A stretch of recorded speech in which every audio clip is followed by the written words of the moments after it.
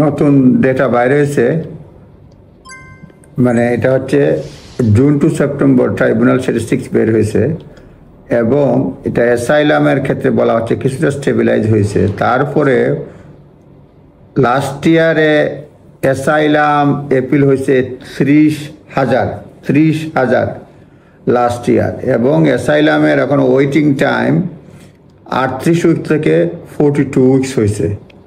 Tribunal statistics বের হয়েছে June to September, এবং এটাতে বলছে ওয়েটিং টাইম এটা বাড়ছে। Additional asylum accommodation cost of longer wait এবং অ্যাডিশনাল কস্টও বাড়ছে, এটা অ্যাকোমোডেশন বা জাতীয় নাম্বার অফ অ্যাসাইলাম ডিসিশন এটা রাইজ করছে র্যাপিডলি, এবং এটা গ্রো করতেছে এটা বলা হচ্ছে। সুতরাং আপনার মানে যারা অ্যাসাইলামে রয়েছেন তাড়াহুড়া করার কোনো দরকার নাই, কারণ number of asylum decision you be rising very rapidly and refusal rate going up,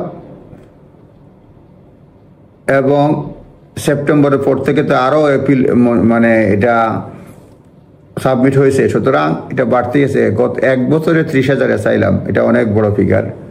তবে সময় লাগবে, যাদের অ্যাসাইলাম পেন্ডিং রয়েছে ধৈর্য ধরুন, ইনশাআল্লাহ আপনার অ্যাসাইলাম জেনুইন থাকলে মঞ্জুর হবে। ধন্যবাদ, আসসালামু আলাইকুম।